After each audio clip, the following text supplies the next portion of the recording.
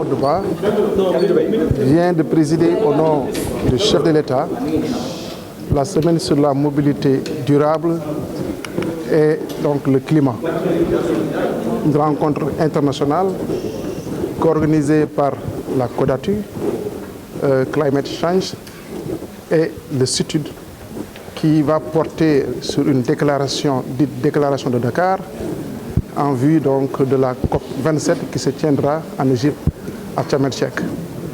Comme vous le savez, les changements climatiques se manifestent entre autres par deux phénomènes, soit plus d'eau ou moins d'eau. Aujourd'hui, donc, les experts réunis au niveau de Dakar, environ 1500 acteurs, vont se pencher donc, sur les actions à mener, surtout en partie donc, dans le cadre de la mobilité,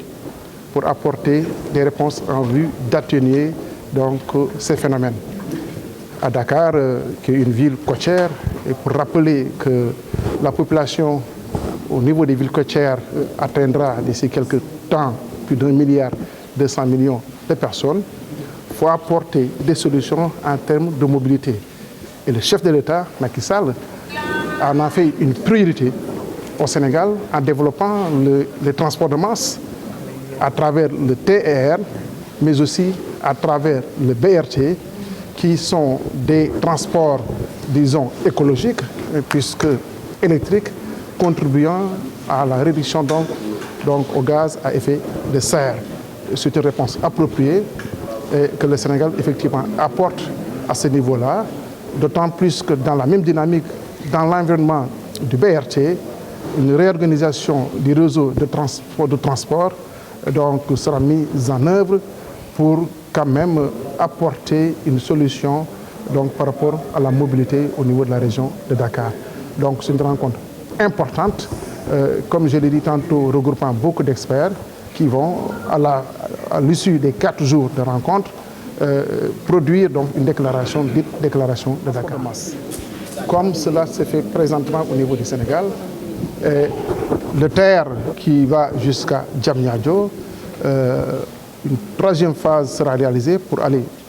à Thiès et à Mbour. En favorisant le système de transport de masse, naturellement, on va contribuer à la réduction effectivement de la production, ce qu'on appelle le décarbonage en réalité. Et c'est dans cette dynamique que, en tout cas, que l'État du Sénégal s'oriente et invitera les autres capitales à aller dans ce sens. À quand la mise en circulation du BRT? Alors, le BRT, vous l'avez tous constaté, les travaux avancent à grands pas au niveau donc, de son tracé. À la fin de l'année 2022, en décembre 2022, les infrastructures et les systèmes seront livrés et les premiers bus seront en exploitation, disons, pilote, à partir du premier trimestre de l'année 2023 et donc passera à l'échelle dans le second semestre de l'année prochaine. Donc, elle sera à disposition pour les populations de Dakar sur 18 km de trajet. Premier ministre Amadou Ba ñëw ci turu président de la République présidé ko mu nekk ndaje boo xam ni lu toll ci junney doomu aadama ak lu ci topp ñëw na fii daje ci Dakar mu nekk rencontre internationale. ndaje bi nag maanaam ñu ko organisé CETUD la xam ngeen CETUD fii ci Sénégal. CODATU mooy la coopération donc d'amélioration des transports urbains ak aussi Climate Change ñu bokk organiser ndaje bi tey ci Dakar mu nekk ndaje bu am solo ñëpp xam nañ ni maanaam lu ñuy wax changement climatique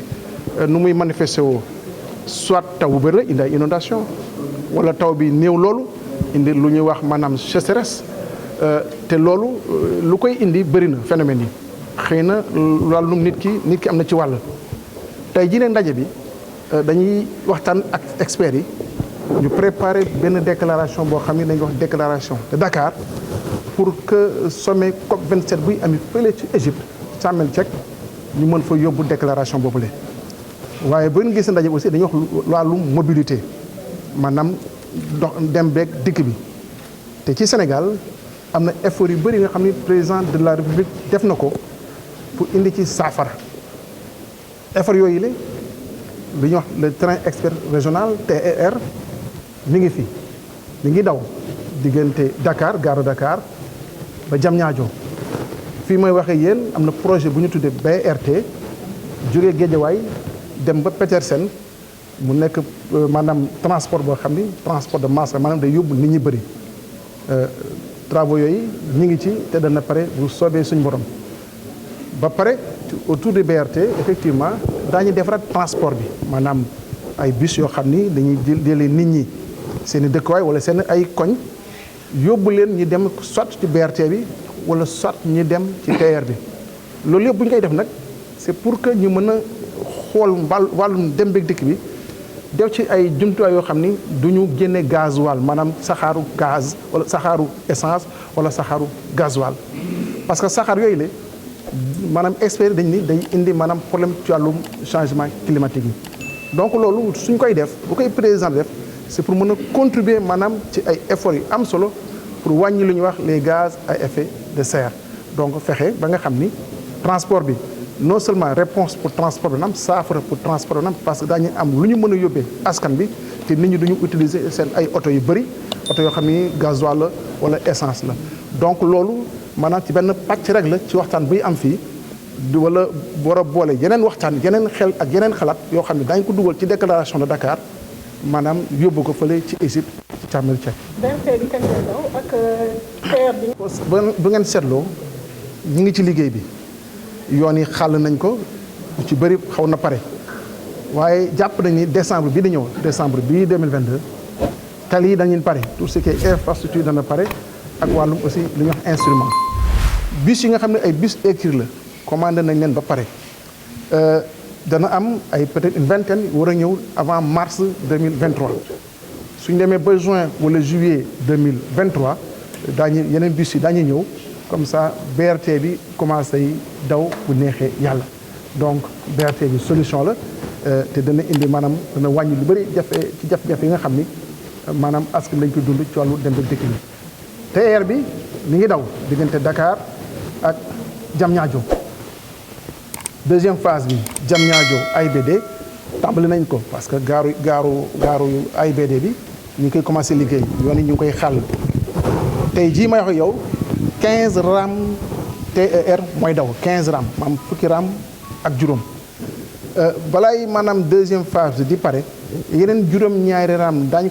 leen ci fekk si mu nekk ñaar fukki ram ak ñaar yoo xam ni daañu war a daw diggante Dakar ak AIBD loolu nag lu muy indi comme maanaam yombal mooy fexe mu gën a TER bi gën a yóbbu askan gën a bëri comme ça dem bëgg dikk gën a yomb